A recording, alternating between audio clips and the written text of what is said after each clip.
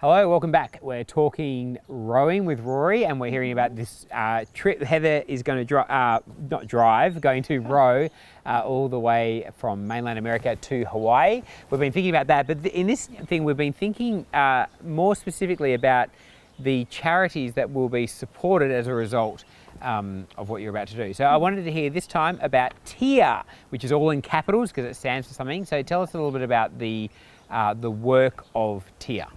So TIA is in Australia, so it's TIA Australia, and the T is transform, empower, advocate and restore, and that's the values and aims of what the organisation does.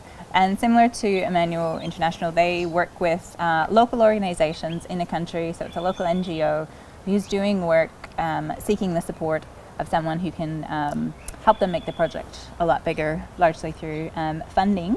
And so the work that they do would be education projects, health, water, sanitation, growing veggie gardens, livelihoods. A lot of the ways that it's done is through training, so it's mainly people empowering, so coming alongside people who are in poverty and empowering them to be able to face it and overcome challenges. As opposed to putting in a structure that then people become dependent on or whatever. It's like strengthening like a situation. One of the main ways they do that is through village development groups, or an organisation. So in Nepal, Share, who's one of their partners, they have worked with a group of local villages for the last 5-6 years, helped them form the village development groups, and the idea is that those groups are standing now that Share has left. So there's a really great documentary on the TIA website, which I'll put a link onto the Pacific Giants Row website, and you can see at the end of it the type of work that they've been doing and the results have come out of it. Excellent. Now, one of the things we've talked about off camera is that sometimes in charity and in aid and development, all that kind of thing, sometimes you can give very specifically. It's like a sponsored child that's very specific because you know the name of the child and so on. And then in other organisations or in other projects, it is much better, well, I understand, to give to the charity who then has the intelligence and the information to distribute those things. So maybe speak a little bit about that. How does TIA think in that space? How do you think about those issues? So TIA would, I guess, they do both components within their work. So there might be something specific that you can get. So particularly at Christmas time, there's a useful gifts catalogue. So you could buy someone a goat or a toilet, or maybe pay for a teacher for a year. So those are quite specific things, although you're not the exact person that's going to be benefiting from it.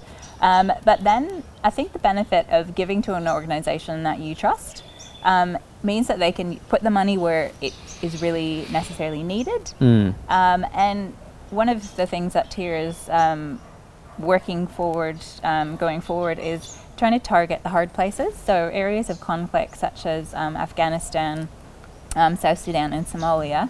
So where you have conflict and war is where poverty is. And it's quite difficult to work in those contexts, but it's so much more needed. If the areas of famine at the moment in the world, Somalia is one of them, and it's largely due to conflict. There's obviously environmental, can you grow the food, but if a farmer can't stay at a field because they're going to be bombed, they're not going to be growing their own food. So being able to work in places that are hard to work in, giving freedom to the NGO to do the things that are needed and not necessarily at the donor's wishes, that's a much more better use of finances. Yeah, great. Well, that's very encouraging from my point of view to think about an organisation that is specifically targeting those incredibly difficult areas where I'm sure it's risky and challenging, but they're doing it, and I'm very thankful for that, and very thankful for this project and being able to support that stuff. So that's really encouraging. Great to be involved, to be able to be involved in that in this really fun way. So that all the things to do are to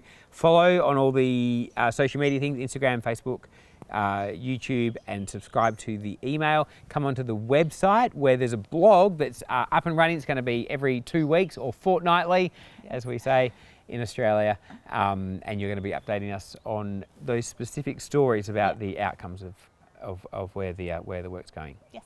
Yeah. See you there.